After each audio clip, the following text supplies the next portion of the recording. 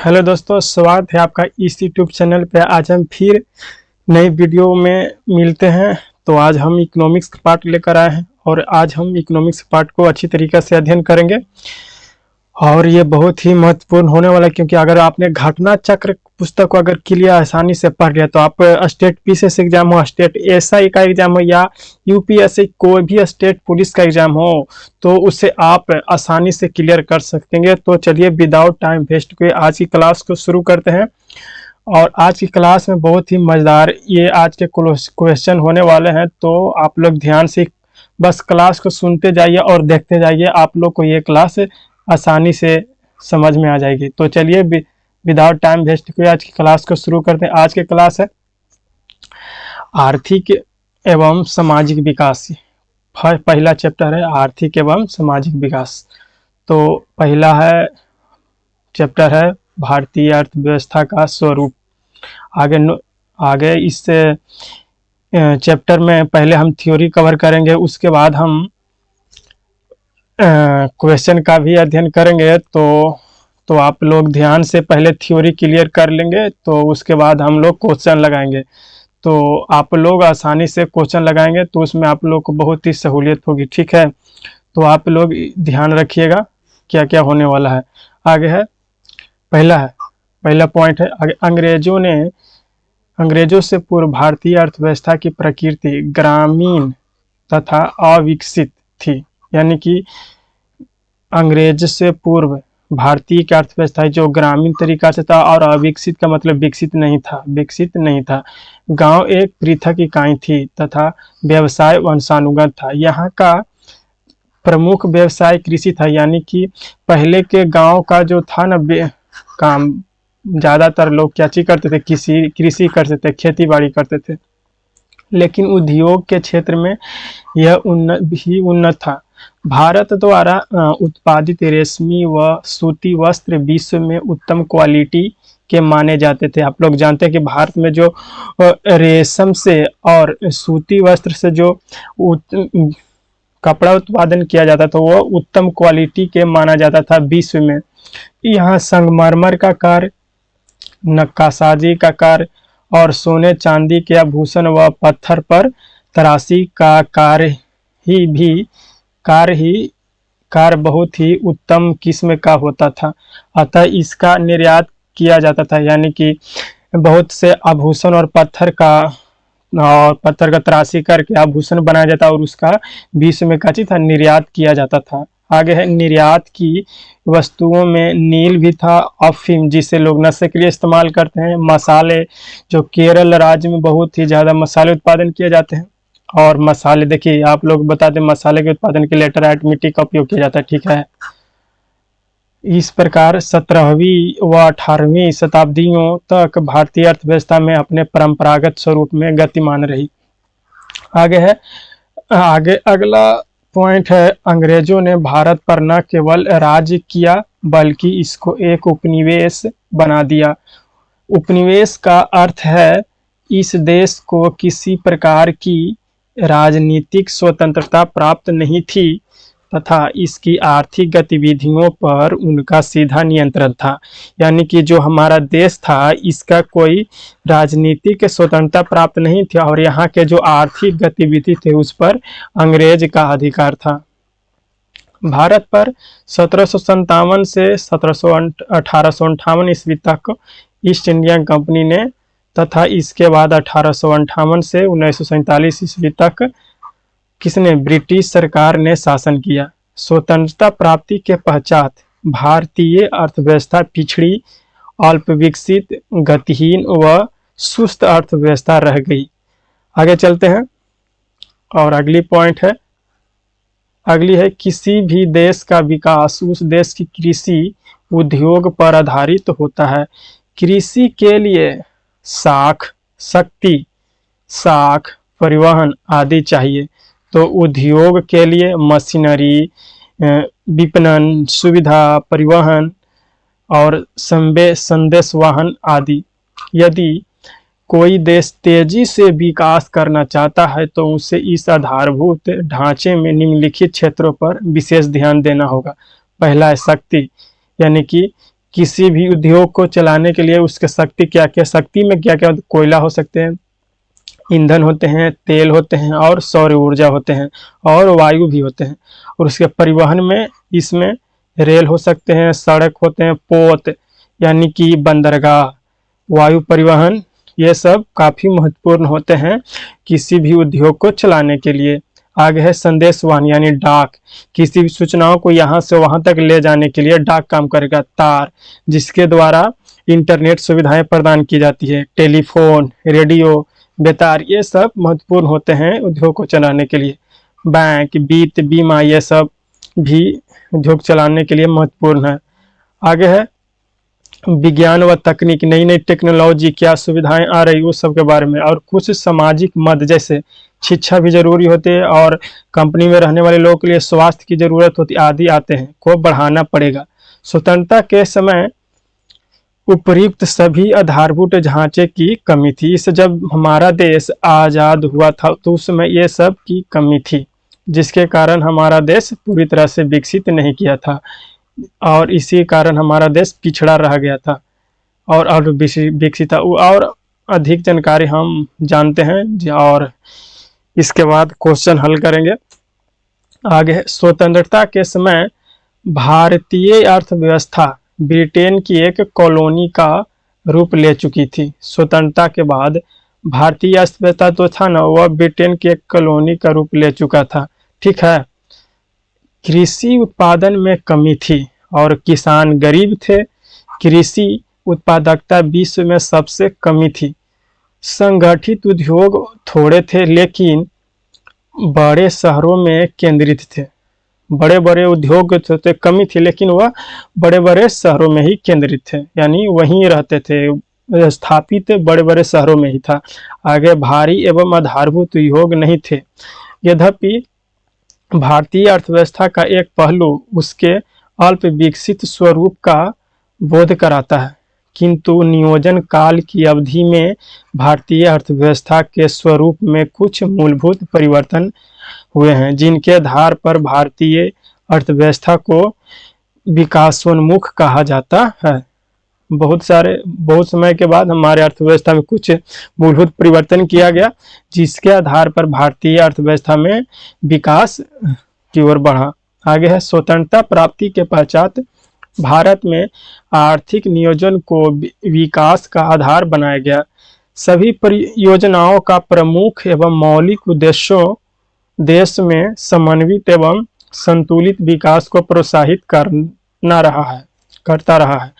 नियोजन काल में कृषि, उद्योग, व्यापार सभी क्षेत्रों में विकास के लिए अनेक कार्यक्रम चलाए गए हैं तथा भारत की गरीबी एवं बेरोजगारी की समस्या का समाधान करने का प्रयास किया गया है।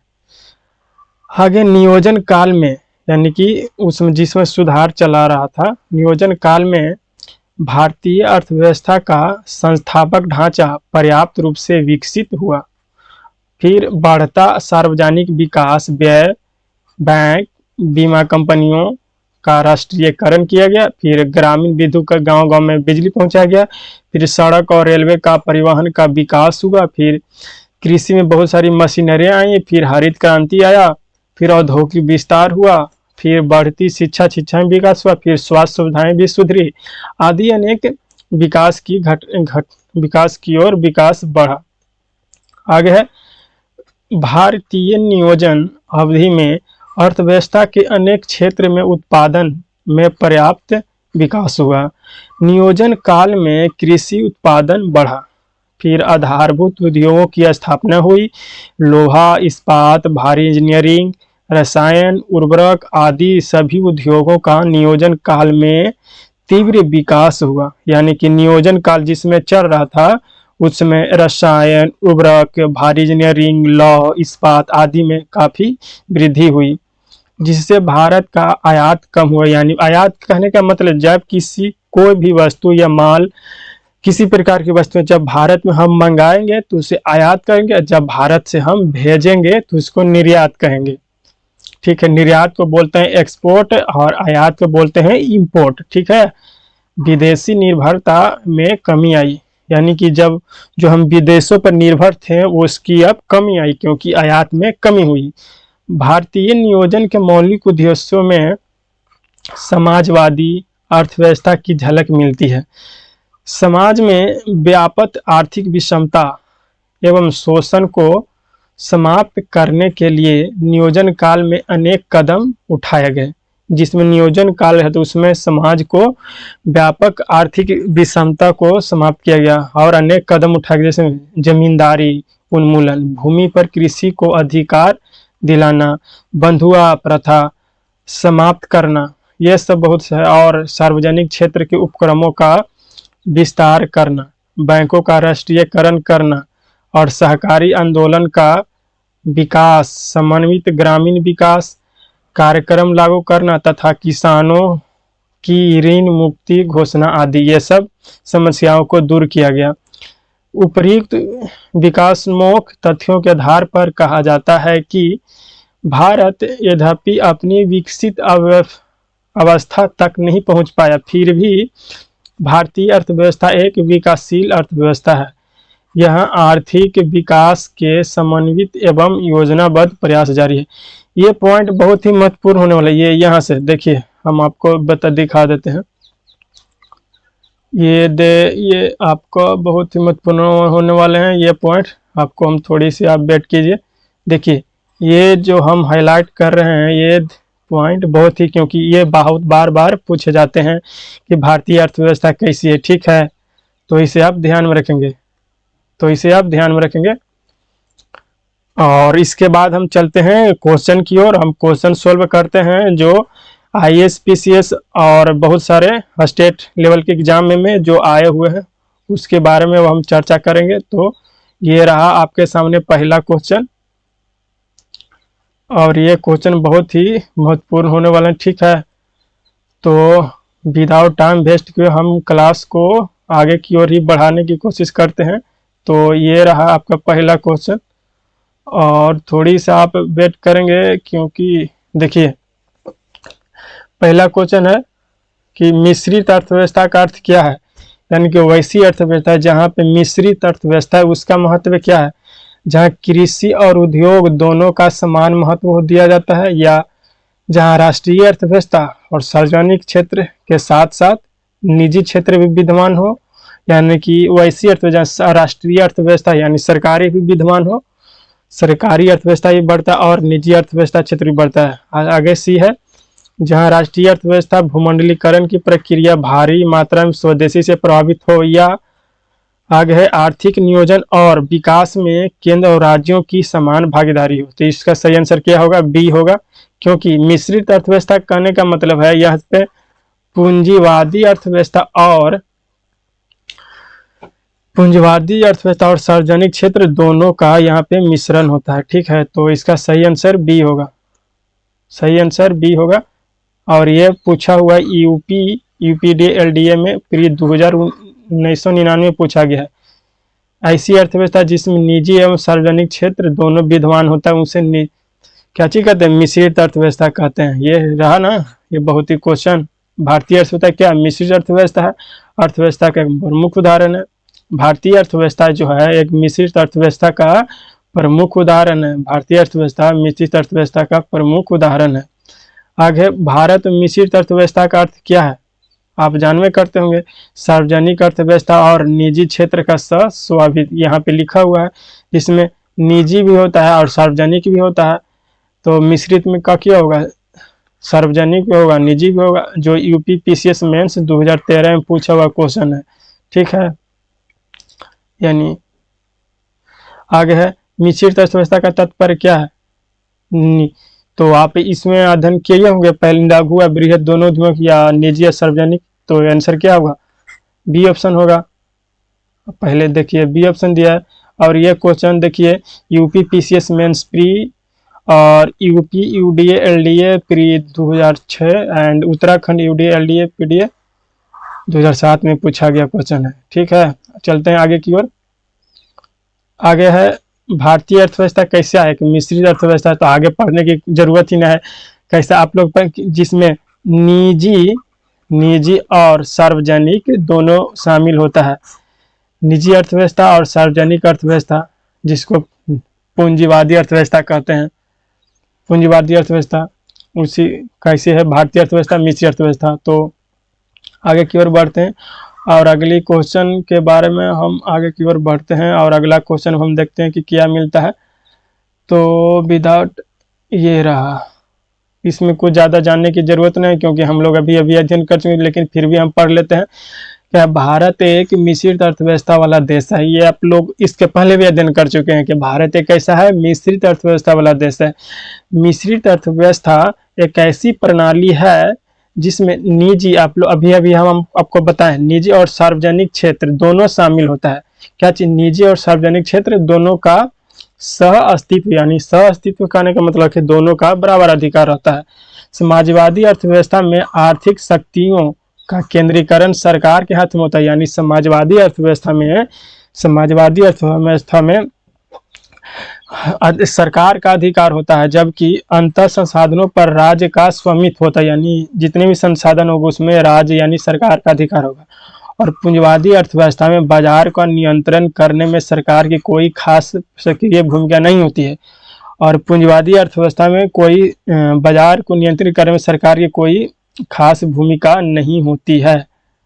आगे, तथा उत्पादन के साधनों पर निजी स्वामित्व, यानी निजी व्यक्ति का किसी खास व्यक्ति का अधिकार होता है।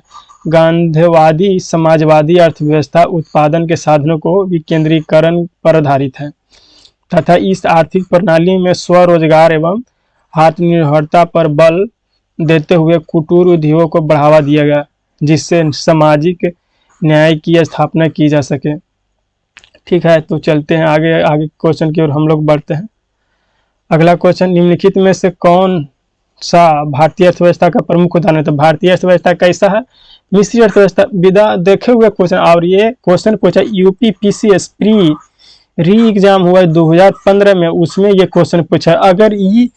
अगर इस वीडियो के में दिया गया सारा कंटेंट आप कंप्लीट कर लेते हैं, तो अगर आप स्टेट पीसीएस एग्जाम दें या कोई यूपीएसआई का एग्जाम दे या बिहार एसआई का एग्जाम दे या बिहार पुलिस का एग्जाम है या बिहार एसएससी का एग्जाम दे, सारा का सारा इकोनॉमिक्स का क्वेश्चन जो भी अगर आपको उस एग्जाम में आता है तो यहाँ से क्लियर हो जाने वाला है, बशर्ते कि आप सिर्फ ध्यान देकर क्लास को देखते रहें।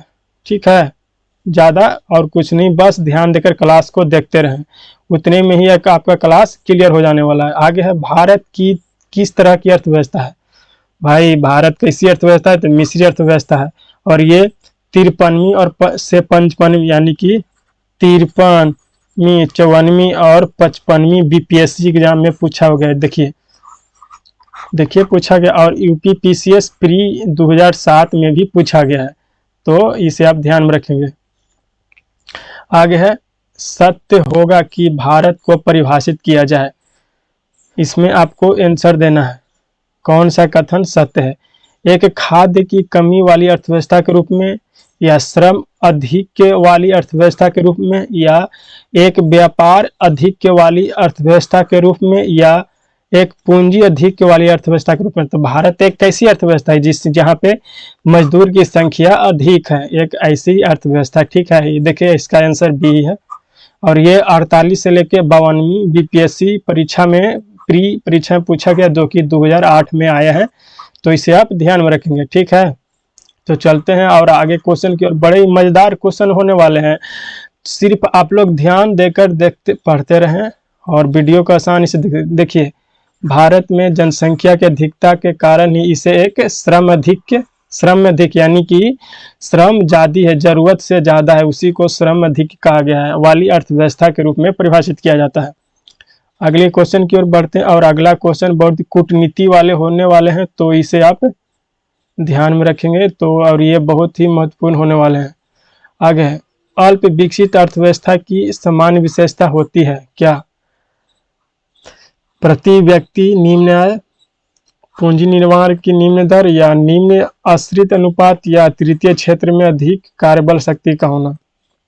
तृतीय क्षेत्र सेवा क्षेत्र को कहा जाता है। ठीक है, तो इसका कौन कौन सा कथन होगा? पहला तो सही होगा, भारत अल्प विकसित अर्थव्यवस्था, यानी जहाँ पे अर्थव्यवस्था विकसित नहीं किया, वहाँ के लोगों की आय तो कम होगा ही होगा, पूंजी निर्माण के निम्न दर, ये भी पूंजी निर्माण के निम्न दर होने की वजह से ही अल्प विकसित है, क्योंकि अगर पूंजी निर्माण की दर अधिक होगा तो वह बहुत सारे उद्योग होगा तो विकसित अर्थव्यवस्था बन जाएगा। निम्न आश्रित अनुपातीय नहीं होगा। आगे तृतीय क्षेत्र में अधिक कार्यबल शक्ति, तृतीय क्षेत्र का अधिक कार्यबल शक्ति होने का मतलब है जहां की अर्थव्यवस्था एकदम बूम की ओर जा रहा हो, एकदम बहुत ही अच्छी अर्थव्यवस्था हो। तो तीसरा चौथा नहीं होगा, पहला दूसरा ही होगा। तो हम लोग का आंसर ये ऑप्शन सही होगा। ठीक है, और ये यूपीपीसीएस मेंस 2017 में पूछा हुआ क्वेश्चन है, तो इसे आप ध्यान में रखेंगे। आगे चलते हैं आगे की ओर, और इसका डिस्क्रिप्शन भी पढ़ लेते हैं कि डिस्क्रिप्शन में क्या है। अल्प विकसित शब्द सामान्यतः उन अर्थव्यवस्थाओं के संबंध में प्रयुक्त होता है जहां उस देश के लोगों का रहन सहन का स्तर काफी निम्न होता है, क्योंकि वहां पर उत्पादकता का स्तर कम एवं जनसंख्या का स्तर अधिक होने से प्रति व्यक्ति आय का स्तर निम्न होता है। अल्प विकसित अर्थव्यवस्था की अल्प विकसित अर्थव्यवस्था की विशेषताएं निम्न दिया गया है। क्या निम्न? प्रति व्यक्ति आय, यानी कि वहाँ के लोगों की आय अधिक कम होता है। निम्न जीवन स्तर, यानी बहुत ही निम्न जीवन स्तर, कम प्रकार के। और जनसंख्या वृद्धि में ऊंचा दर, और बेरोजगारी एवं अल्प रोजगार का ऊंचा स्तर, यानी बेरोजगारी बहुत अधिक हो। कृषि क्षेत्र का अधिपत्य, यानी कृषि क्षेत्र ज्यादा हो। पूंजी निर्माण की निम्न दर होता है, और आय विषमता पाया जाता है, यानी सभी लोगों की आय एक जैसी नहीं होती है। ठीक है, तो इसे आप ध्यान में रखेंगे। अगला क्वेश्चन होने वाला है। अगला क्वेश्चन है कि अल्प विकसित अर्थव्यवस्था है आय का असमान वितरण या उच्च निर्भरता दर, राष्ट्रीय आय में वृद्धि की धीमा दर, या बैंक व वित्तीय क्षेत्र में परिवर्तन। तो इसका सही आंसर क्या होगा? अल्प विकसित, जहाँ की आय का असमान वितरण होता है, उच्च निर्भरता दर, या अर्थव्यवस्था में वृद्धि की धीमी दर होता है। और तो इसका आंसर क्या होगा? तो इसका आंसर उपयुक्त सभी नहीं होने वाला है। इसका आंसर कौन होगा? इनमें से कोई नहीं होगा। तो इसका आंसर ई होगा, इनमें से कोई नहीं, क्योंकि ये क्वेश्चन सेटिस्फाइड, क्योंकि इसके जो उत्तर दिए गए वो सेटिस्फाइड नहीं करते हैं। तो ठीक है, तो हम आगे क्वेश्चन की ओर बढ़ते हैं, और अगला क्वेश्चन किए, और ये मज़ेदार ही क्वेश्चन आने वाला है, तो देखिए आप लोग तैयार रहिए। पहले उसके डिस्क्रिप्शन पढ़ लेते हैं। आगे, भारतीय अर्थव्यवस्था की निम्नलिखित विशेषताएं हैं। प्रति व्यक्ति आय का निम्न स्तर है, यानी प्रति व्यक्ति लोगों की प्रति व्यक्ति निम्न स्तर है। प्रति व्यक्ति या राष्ट्रीय आय में धीमी वृद्धि है। जनसंख्या का भारी दबाव है, यानी जनसंख्या बहुत ही अधिक है। आगे है गरीबी का अस्तित्व, यानी गरीबी बहुत ही ज़्यादा है। कृषि पर निर्भर लोग भी ज़्यादा हैं। बेरोजगारी की अधिकता भी है, और तकनीकी कौशल की कमी है। और तकनीकी कौशल यानी कि टेक्नोलॉजी की कमी है। आगे है साक्षरता की दर निम्न है। रूढ़िवादी या परंपरावादी समाज है, यानी पहले से जो चला आ रहा है वही चलेगा, उसी को रूढ़िवादी या परंपरावादी समाज कहते हैं। विकास के लिए योजना बनाना या योजनाओं पर व्यय, ये सब बहुत कम होता है। आगे है राष्ट्रीय आय की धीमी वृद्धि दर भी भारतीय अर्थव्यवस्था में देखने को मिलती थी, परंतु वर्तमान में राष्ट्रीय आय की धीमी वृद्धि दर भारतीय संदर्भ में सही नहीं है। उपरोक्त विशेषताओं के आधार पर कहा जा सकता है कि भारत अल्प विकसित यानी अंडर डेवलप्ड देश है। अल्प विकसित करने का मतलब है विकसित हो रहा है, हालांकि भारत अब विकासशील देश का दर्जा प्राप्त कर चुका है, यानी कि विकसित की ओर बढ़ रहा है। ठीक है, आगे है 10वां क्वेश्चन, और 10वां क्वेश्चन होने वाला है, तो आप इसे ध्यान में रखेंगे। ठीक है, आगे है निम्नलिखित में से कौन सी विशेषताएं भारतीय अर्थव्यवस्था को विकासशील श्रेणी में दर्शाती है। ऊपर जो अभी हम लोग पढ़े हैं तो उसका भी ध्यान में रखेंगे। ठीक है, आगे कृषि मुख्य व्यवसाय, कृषि का यानी मुख्य व्यवसाय हो, या प्रच्छन्न बेरोजगारी हो, यानी कि और मानव पूंजी के निम्न गुणवत्ता हो, या प्रोटीन का प्रति व्यक्ति आय सेवन उच्चतम हो। तो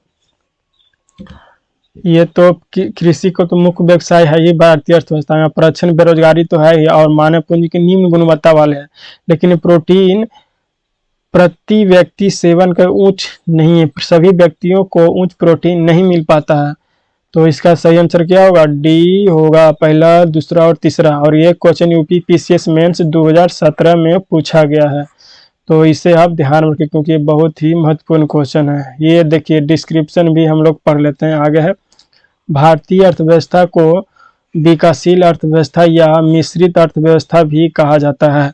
भारतीय अर्थव्यवस्था के निम्न लक्षण हैं: कृषि प्रधान अर्थव्यवस्था, पूंजी निर्माण की निम्न दर और अत्यधिक जनसंख्या एवं जनसंख्या वृद्धि या बेरोजगारी, निम्न प्रति व्यक्ति आय, औद्योगिक पिछड़ापन और तकनीकी पिछड़ापन, मिश्रित अर्थव्यवस्था और आयात पर निर्भरता तथा निरक्षरता। ये सब कारणों से हमारी अर्थव्यवस्था पिछड़ी हुई है। तो आगे की ओर हम बढ़ते हैं और अगला क्वेश्चन बहुत ही महत्वपूर्ण होने वाला, तो इसे आप ध्यान में रखेंगे। ये बहुत ही ललीपॉप क्वेश्चन, देखिए ये ललीपॉप क्वेश्चन है। भारतीय अर्थव्यवस्था वर्णित की जा सकती है: एक पिछड़ी एवं गतिशील अर्थव्यवस्था, विकासशील अर्थव्यवस्था या अर्थ विकसित। तो भारतीय अर्थव्यवस्था एक विकासशील अर्थव्यवस्था। और ये क्वेश्चन कहाँ पूछे? UP PCS mains, UP PCS mains में पूछे, मेंस 2011 में पूछा हुआ क्वेश्चन है, ठीक है। यूपी पीसीएस मेंस 2011 में पूछा हुआ क्वेश्चन है। आगे है, भारतीय अर्थव्यवस्था की विशेषता है कृषि की प्रधानता है, सही है। उद्योग की प्रधानता गलत है। निम्न प्रति व्यक्ति आय सही है। बृहत बेरोजगारी ये भी सही है, यानी दूसरा छोड़ा के पहला, तीसरा और चौथा होने वाला, यानी डी ऑप्शन होने वाला है। और यूपी लोअर स्पेशल प्री 2004 में पूछा गया, यूपी वाले जानते होंगे इस एग्जाम के बारे में अधिक रूप से। उद्योग की प्रधानता ये गलत है, विकसित अर्थव्यवस्था का लक्षण है। और विकसित अर्थव्यवस्था नहीं पूछा, विकासशील अर्थव्यवस्था पूछा है। चूंकि भारत की अर्थव्यवस्था विकासशील है, अतः भारतीय अर्थव्यवस्था की विशेषता उद्योग की प्रधानता नहीं है, जबकि शेष तीनों लक्षण भारतीय अर्थव्यवस्था की विशेषता बताते हैं। आगे है, भारत की अर्थव्यवस्था कैसी है? तो भारत की अर्थव्यवस्था क्या है? विकासशील अर्थव्यवस्था है। ये तो अभी अभी हम लोग पढ़े हैं, आंसर से क्या यूपी पीसीएस प्री 1995 में पूछा गया है, ठीक है। तो आगे हम बढ़ते हैं और अगला क्वेश्चन इसके डिस्क्रिप्शन पढ़ लें। भारतीय अर्थव्यवस्था कैसी? विकासशील अर्थव्यवस्था है। और विकासशील अर्थव्यवस्था में उत्पादन का ढांचा, उत्पादन के स्वरूप एवं उत्पादित वस्तुओं में परिवर्तन होता है तथा सामाजिक संबंधों में भी विकास के साथ साथ परिवर्तन होता है, ठीक है। तो इसे भी आप ध्यान में रखेंगे। आगे, निम्न में से कौन सा लक्षण भारतीय अर्थव्यवस्था का नहीं है? तो पूंजी निर्माण की न्यून दर है, प्रति व्यक्ति कम आय है और प्राकृतिक संसाधनों की कमी है। तो इसका सही आंसर क्या चाहिए होना? प्राकृतिक संसाधनों की कमी तो है ही, बहुत पहले ही से, जिसके कारण भारतीय अर्थव्यवस्था का लक्षण नहीं है। बाकी ये न्यून कार्य क्षमता, पूंजी निर्माण की दर भी है और प्रति व्यक्ति आय भी, ये नहीं है, यानी में हम लोग का आंसर डी होगा। तो अगली क्वेश्चन की ओर बढ़ते हैं और ये रहा प्रश्नगत विकल्प में चौथा विकल्प भारतीय अर्थव्यवस्था का लाक्षणिक गुण नहीं है, जबकि शेष तीनों विकल्प भारतीय अर्थव्यवस्था के लाक्षणिक गुण है। देश की वृद्धि में निम्न में से कौन सा अनार्थिक तत्व है? यानी कि सामाजिक व्यवहार या प्राकृतिक संसाधन, या और आगे है सामाजिक व्यवहार, प्राकृतिक संसाधन। और हम आगे पढ़ते हैं, ठीक है। अगला आप ध्यान में रखेंगे, सामाजिक व्यवहार 2 ऑप्शन पढ़े हैं, तो इसे आप ध्यान में रखेंगे। और काफी महत्वपूर्ण होने का, शक्ति संसाधन और पूंजी संसाधन, तो ये वाला हम लोग का आंसर होगा सी ऑप्शन। आर्थिक विकास के निर्धारण घटक, आर्थिक तत्व और अनार्थिक तत्व। प्राकृतिक संसाधन आर्थिक तत्व, शक्ति व संसाधन आर्थिक तत्व, पूंजी निर्माण आर्थिक तत्व और सामाजिक घटक अनार्थिक तत्व, धार्मिक घटक अनार्थिक तत्व, राजनीतिक घटक अनार्थिक तत्व, तकनीकी तथा नवाचार आर्थिक तत्व, अंतर्राष्ट्रीय घटक अनार्थिक तत्व, ठीक है। और पूंजी उत्पाद अनुपात आर्थिक तत्व और वैज्ञानिक घटक अनार्थिक तत्व, ठीक है। इसे आप ध्यान में रखेंगे। अगला क्वेश्चन है, अगला क्वेश्चन काफी महत्वपूर्ण होने वाले हैं, तो इसे आप ध्यान में रखेंगे, ठीक है।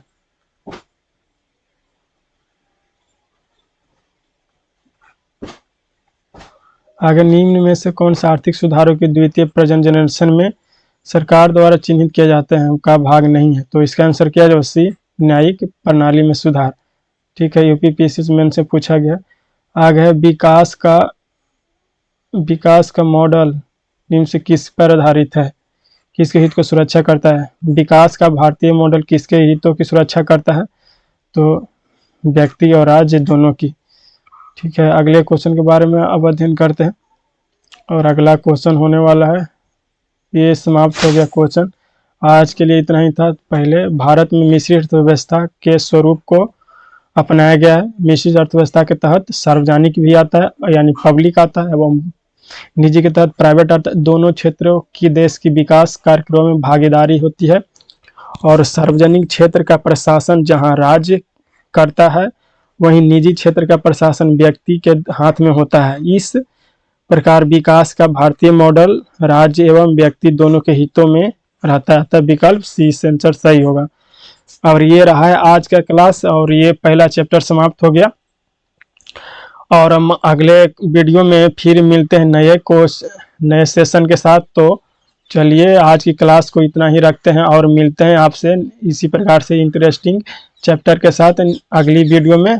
तो अब तक के लिए वीडियो देखने के लिए धन्यवाद। अगर आपको वीडियो अच्छा लगा हो तो वीडियो को लाइक कीजिए, चैनल को सब्सक्राइब कीजिए। ऐसे ही वीडियो के साथ मिलते हैं नेक्स्ट वीडियो में। धन्यवाद।